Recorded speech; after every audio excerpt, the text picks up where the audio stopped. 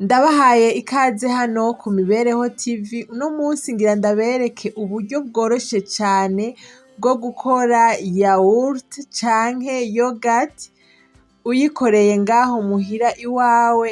Ni uburyo bworoshe cane uraza gutangara niwabibona. Karibu kuri Bashasha, ni ku Mibereho TV aho twiga utuntu n'utundi mu bijanye n'ubuzima bwa misi yose. Karibu.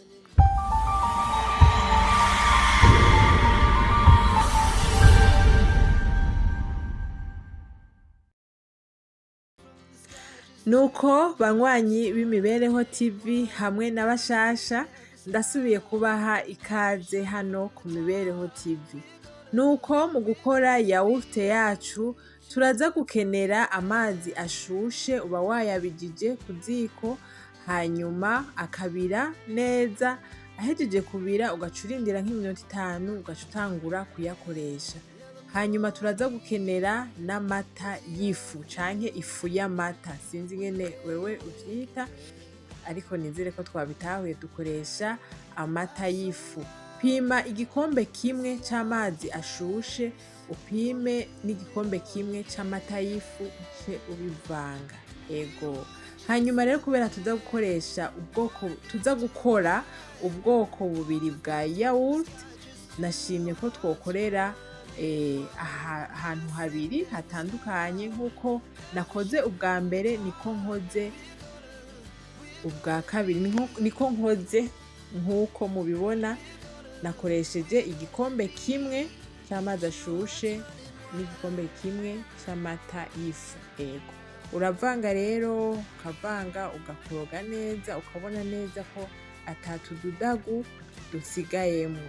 Mu nyuma rero ca twongeramwo ibikombe bibiri vy'amazi. Shatse kuvuga iki? Mu bisanzwe igikombe kimwe c'amata y'ifu nashimye ko kijana n'ibikombe 3. Muribuka ko bwa mbere twabanje gushiramo igikombe kimwe, hanyuma n'ivyo bibiri twongeyemo.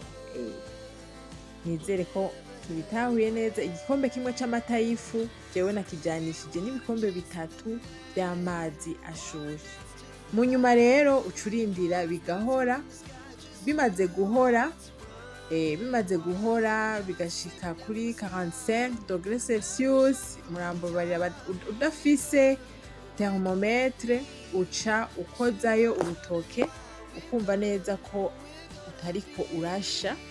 45, ufise thermometre naho ni vyiza. Mu nyuma rero ugaca ushiramwo yaourt nkuko mwabibonye, iri plain, nta sukari irimwo, nta kindi kirungo kirimwo. Niyo tuza gukoresha kugira ngo bize gukunda, kugira ngo turonke yaourt. Ego. Mu nyuma uca uvanga neza, ukabona neza ko wabicanze neza. Mu nyuma rero uhejeje gucanga neza uca upfundikira, ibindi muraza kubibona hanyuma.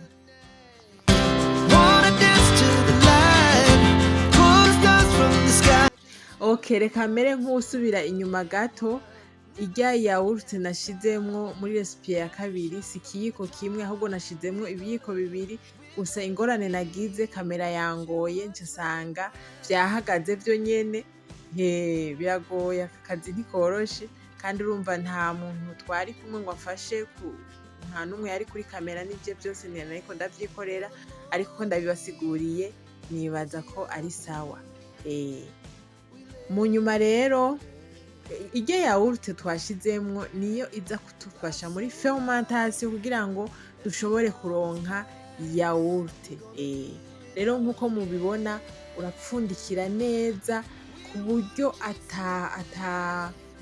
ata muyaga winjira. Nico gituma nashimye gushiramwo ako gashashe hejuru kugira ngo ntagire umuyaga usohoka canke winjira. Mu nyuma rero urondera ikintu gisusurutsa, ugaca ufuka neza kugira ngo irya chaleur ya 45°C, burya bushuhe nibwo dukeneye ko bugumamwo, kuko nibwo buza kudufasha fermentation kugira ngo dushobore kuronka yawurute yacu. Curindira kugeza amasaha 12.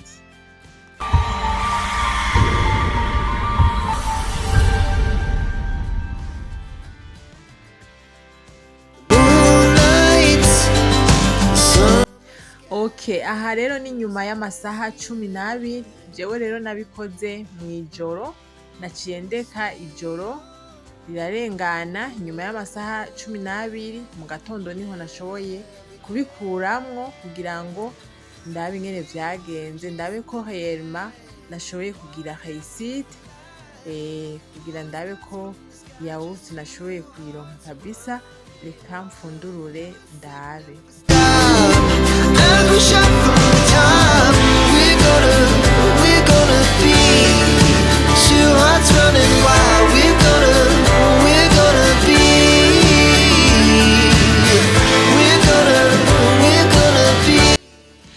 Okay, murabona resultat nshoboye kuronka. Nkuko mubibona vyafatanye neza nkuko navyifuza. Reka mvuge nti bravo bravo. Feel the fire. We rise like tall buildings. Okay, reka ndabe muri recipe ya kabiri, naho nyene murabona ko ari sawa. Resultat imeze neza cyane. She puts her hand in mine. We wanna chase the night, wanna dance to the light. Okay, nkuko mubibona uca utangura kuvanga neza kugira ngo yaourt yegerane, kuko mwabonye ko hariho parti y'amazi yari yiretse hejuru. Ucanga neza kugira ngo yaourt ishobore kwegerana neza. Hanyuma rero nkuko nari nabibabwiye ubwa mbere, tuza gukora ubwoko bwa yaourt bubiri. Ego, imwe turayireka uko nyene, nta kintu na kimwe tuza gushiramwo, ko hariho abantu badafata isukari. Iyindi nayo, iyindi yaourt tuza gukora, turaza gushiramwo isukari, twongere dushiremwo n'ikirungo gituma iyo yaourt yacu ihindura ibara. Twashimye ibara rya rose. Mu kanya ndabereka ikirungo nashoboye gukoresha. Never stop as we shout from the top. We're gonna be. We're gonna be two hearts running wild.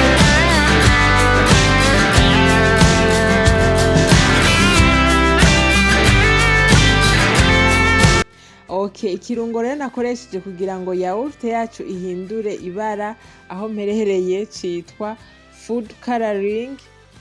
Nakoresheje strawberry red.